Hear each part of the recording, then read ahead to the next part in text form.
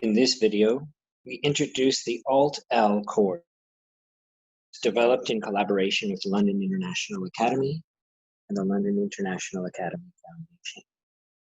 Alt-L, Alternative Learning for the Age of Global Maturity. People all around the world are questioning our current systems, and they are clearly, lamentably defective and not sufficient for managing the affairs of an emerging global civilization with their limitations linked to national interests. Transcending the current paradigm is not easy, as we have many psychological and cultural barriers. And yet any time that we attempt to create something new, there is a good chance that we come upon something that is very compelling. And in this case, this course has been built on many years of experience in the classroom, observing that where students have an opportunity to do an interdisciplinary project, the value of the learning is greater, the recall of the concepts is more profound, and the motivation level is far greater than you might expect in a regular classroom setting. So we have attempted to incorporate just a few elements of what we see as a new educational paradigm into this course, and it has so far been very successful. So the approach here is very simple. We are only combining two elements, and that's computer programming, which is an introduction to Python, with mathematics, a survey of concepts leading from grade 9 straight to calculus.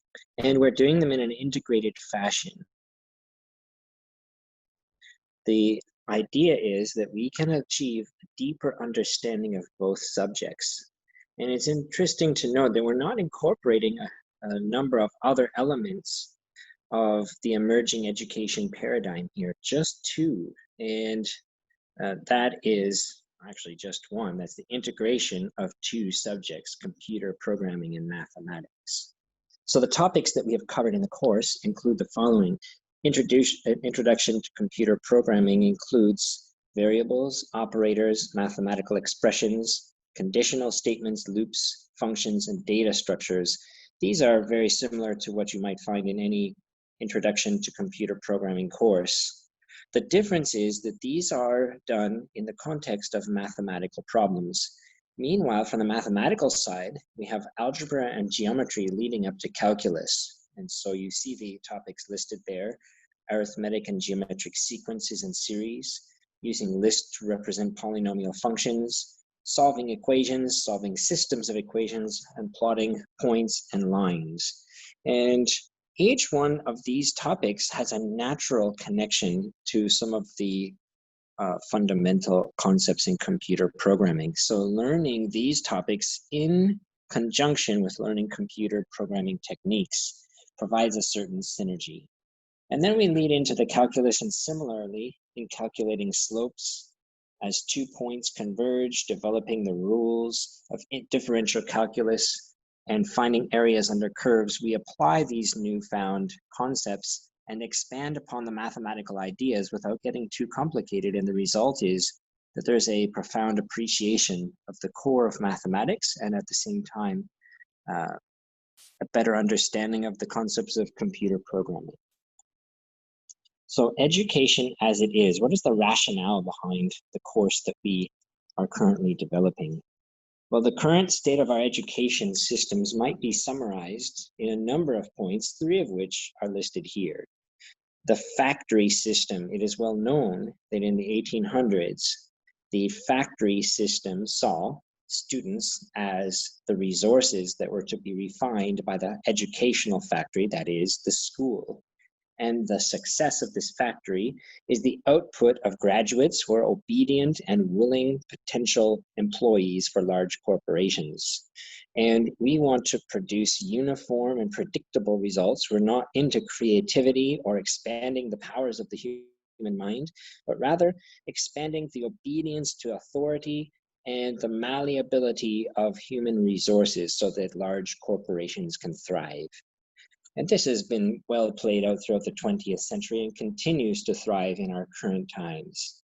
Schools, despite not having been labeled as such, are clearly segregated, if we're to be honest.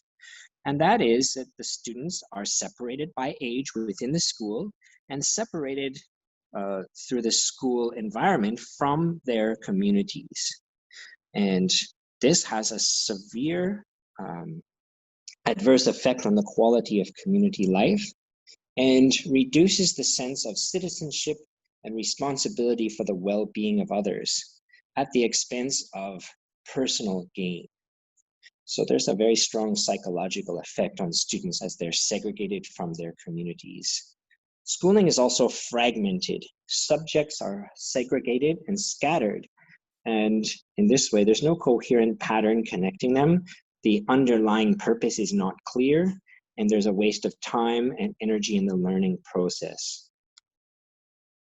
And so these might seem as quite strong criticisms of the school system, and clearly there are some gains to be made in improving schools, and it is not in any way meant to comment on the thousands and millions of teachers who put their heart and soul into the well-being of students.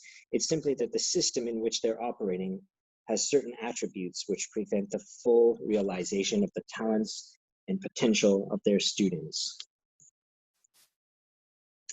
Abdu'l-Baha, writing in 1875, observed, from a lack of organization, education has become haphazard and confused. And if it was haphazard and confused in 1875, or what's happening, or what has happened in the intervening years, has only made more haphazard and confused the school curriculum.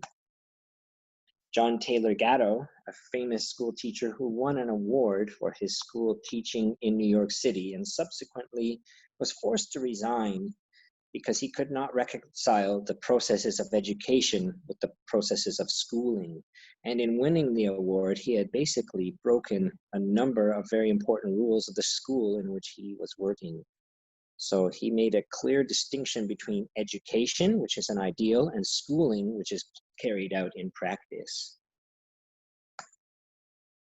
Sir Ken Robinson has also observed that we have foregone such things as imagination at the expense of covering the curriculum, and there is a great expense that we pay. The capabilities of the students to achieve new creations and to move forward theoretical and practical matters is hindered by their lack of imagination and lack of experience in applying their imagination.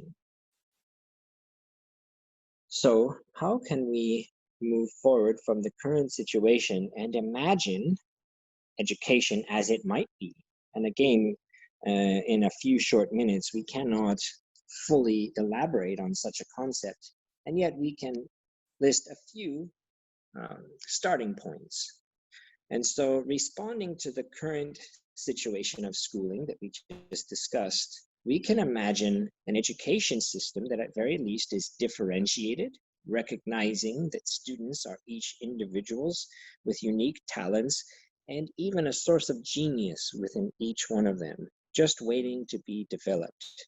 They are minds rich with gems of inestimable value, and that teachers and co-workers, such as other students, should help to create an atmosphere where we find these gems within the minds of the students. Schooling can also be integrated, and many grassroots efforts throughout the world have experimented in this realm, where a school's curriculum is tied to the well-being of a local community. It naturally gives a rich sense of citizenship and responsibility to those who participate, a sense of motivation because the students can see the connection between their learning and efforts and the improvement of the lives of those around them. And with all of this, we can imagine a coherent education system. Interdisciplinary projects tie together the individual students, and the community has an overarching goal, the improvement or the unfoldment of global civilization, for example. And therefore, we create a sort of driving force and rationale behind all that we're studying, increasing motivation and increasing a sense of fulfillment in the lives of the students, the teachers, and the communities. In such a system, students may naturally be more joyful, capable, and motivated. In such an environment, if we carefully cultivate an atmosphere inspired by our coherent vision of societal transformation and the emergence of our prosperous global civilization, the students would see the hard work as a joyful process. The students would also become increasingly capable because not only are they doing paper and pencil exercises, they're also finding opportunities to apply them in a practical sense, gaining the ability to transform their world around them. And of course, as we've already mentioned, when the students recognize these connections, they become more motivated. And experimentation with these ideas, even on a very modest level, makes it very clear that there is a sense of motivation in students that we can tap into. Bunker Roy, a notable educator from India who turned off, he forewent the offer or opportunity to become a banker and decided rather to do development work in the villages. Created a school where in a few months they were able to have untrained, illiterate individuals transform their entire villages. And the educational programs did not even require a connection in terms of language. The electrical engineering classes were conducted in silence, and yet the transfer of knowledge was so thorough that women could take a remote village and illuminate it in the evening times based on their knowledge of electrical engineering. Ricardo Semler, a notable business figure from Brazil, also saw the need for educational transformation in our society and created a set of schools called Escola Lumiar, which are well worth a little bit more investigation and discovery on the part of individuals. And he noted that people have a great set of talent within them, and you have to create the conditions in order for them to be able to discover it. A top-down curriculum which prescribes the learning content and processes does not set forth these conditions. And so the school system as it is not going to improve through a little bit of adjustment. The entire system has to be rethought and built up from the ground in order to achieve such an ideal.